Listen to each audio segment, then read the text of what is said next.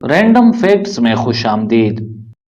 दोस्तों, अगरचे इसराइल और गजा पट्टी में फ़लस्तीनी मुजाहिदीन के दरमियान हालिया कशीदगी में दोनों जानिब तबाही और हलाकतें हुई हैं, मगर इस लड़ाई में दोनों फरीक बराबरी के नहीं हैं।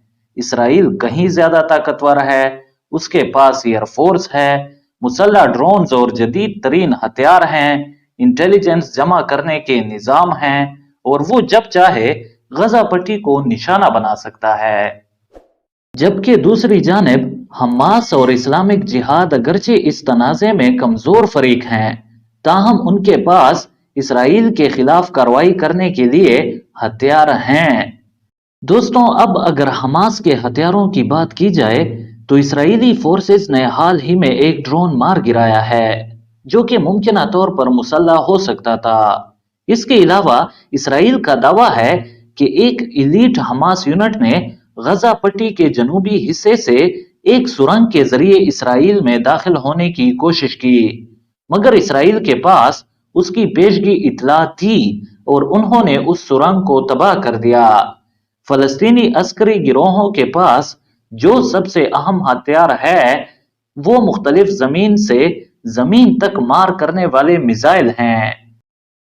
इनमें से कुछ जैसे कि कॉर्नेट गाइडेड टैंक शिकन मिसाइल के बारे में ख्याल किया जाता है कि वो मिस्र से सुरंगों के जरिए लाए जाते हैं, मगर हमास और इस्लामिक जिहाद के हथियारों की बड़ी तादाद गजा की पट्टी के अंदर वाक़या एक हथियार साज फैक्ट्री से आते हैं। इसराइलियों का ख्याल है कि इस फैक्ट्री को बनाने में ईरानी माहिरीन की मदद ली गई थी। इसराइल का दावा है कि वो हथियार बनाने और रखने के मकामात को निशाना बनाता है। अब हमास के पास कितने हथियार हैं, इस बात का अंदाजा लगाना नामुमकिन है। इसराइली फौज के पास उसके अपने तखमीने हैं, मगर वो आम नहीं किए जाते। उनके तर्जुमान सिर्फ इतना कहते हैं कि उनके मुताबिक हमास इस हद की कशीदगी काफी अरसे तक जारी रख सकती है। बज़ाहिर फ़लस्तीनी कई अक़साम के रॉकेट इस्तेमाल कर रहे हैं, मगर उनमें से कोई ज़्यादा नए या पेचीदा डिज़ाइन के नहीं हैं, मगर ज़्यादातर यही रुझान है कि हथियारों की रेंज और पेलोड दोनों बढ़ रहे हैं। मिसाइलों के नाम और मॉडल तो कई किस्मों के होते हैं, मगर हमास के पास छोटी रेंज के कई मिसाइल हैं, जैसे कि कस्साम जिसकी रेंज 6 से 10 किलोमीटर है, अल-कुद्स 101 जिसकी रेंज 16 किलोमीटर है, ग्रेड सिस्टम जिसकी रेंज 55 किलोमीटर है, और सेजल 55 जिसकी रेंज 55 किलोमीटर है। इसके अलावा सबसे कम रेंज के लिए मार्टर गोले इस्तेमाल होते हैं, मगर हमास के पास तवील रेंज के सिस्टम भी हैं, जैसे कि M75 जिसकी रेंज 75 किलोमीटर है, अल-फजर जिसकी रेंज 100 किलोमीटर, R160 जिसकी रेंज 120 किलोमीटर, और कुछ M302S भी मौजूद हैं जो कि 200 किलोमीटर रेंज के हैं। तो ये वाज़ेह है कि हमास के हथियार तल अबीब या यरूशलेम को निशाना बना सकते हैं, और इसराइल के साहिली इलाके जहां पर इस मुल्क की ज्यादातर आबादी और अहम तरीन तनसीबात हैं उसको भी निशाना बना सकते हैं। इसराइली फौज का दावा है कि गुज़श्ता 3 रोज में उन पर फायर किए गए 1000 के करीब रॉकेटों में से तकरीबन 200 गजा पट्टी के अंदर ही गिर गए, जो कि शायद देसी साख्ता रॉकेट बनाने या मुख्तलिफ मकामात पर मुख्तलिफ हिस्से बनाकर जोड़ने के अमल की वजह से आने वाले मसाइल की अक्कासी करता है। इसराइली फौज का ये भी कहना है कि दागे गए रॉकेटों में से 90% को उनके आयरन डोम सिस्टम ने फिजा ही में तबाह कर दिया था, मगर आयरन डोम का एक हिस्सा जो कि एश्केलोन शहर का दिफा कर रहा था, तकनीकी खराबी की वजह से हालिया कशीदगी में ऑफलाइन था।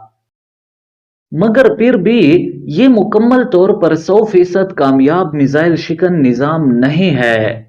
याद रहे کہ میزائلوں کے خلاف آپ کے پاس بہت محدود آپشنز ہوتے ہیں۔ آپ میزائل شکن نظام کا استعمال کر سکتے ہیں۔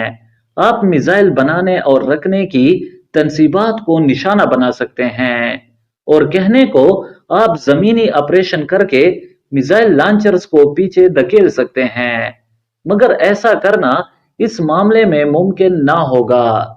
فلسطین کا ایک مسئلہ یہ ہے کہ ان کے پاس اسٹریٹجک ڈیپتھ نہیں ہے اور جانے کی کوئی جگہ بھی نہیں ہے۔ زمینی آپریشن سے میزائل حملے کم ہو جاتے ہیں، مگر جیسا اسرائیل کے 2014 کے پچھلے آپریشن میں ہوا تھا، 2251 فلسطینی، جن میں سے 1462 عام شہری تھے، مارے گئے تھے، اور 67 اسرائیلی فوجیوں سمیت 6 عام شہری ہلاک ہوئے تھے۔ راکٹ حملوں اور اسرائیلی حملوں کا یہ سائیکل کسی بھی فریق کو کامیابی نہیں دیتا۔ زیادہ سے زیادہ یہی ہوتا ہے کہ اس کے بعد کچھ عرصے کے لیے امن ہوتا ہے، اور پھر وہی کہانی۔ بہت سے لوگوں کا کہنا ہے کہ یروشلم میں کشیدگی اس مرتبہ لڑائی کی وجہ بنی، جس سے ظاہر ہوتا ہے کہ اس تنازع کو آپ نظر انداز نہیں کر سکتے۔ مگر جیسے جیسے عرب حکومتیں اسرائیل کے ساتھ امن معاہدے کر رہی ہے، اور یہ معاملہ اسرائیلی قیادت کے ایجنڈے پر بھی نہیں ہے، تو مشکل ہی ہے کہ امن کی طرف معاملات بڑھیں۔ دوستوں، اب ایسے میں آپ کا کیا خیال ہے کہ فلسطینی مجاہدین مستقبل میں ان ہتھیاروں کے ساتھ تن تنہا اسرائیل کا مقابلہ کر سکیں گے؟ کمنٹس میں ہمیں ضرور بتائیے۔ اگر ویڈیو اچھی لگی تو اس کو لائک کیجیے۔ مزید انفارمیٹیو ویڈیوز کے لیے ہمارے چینل کو سبسکرائب کریں۔ شکریہ۔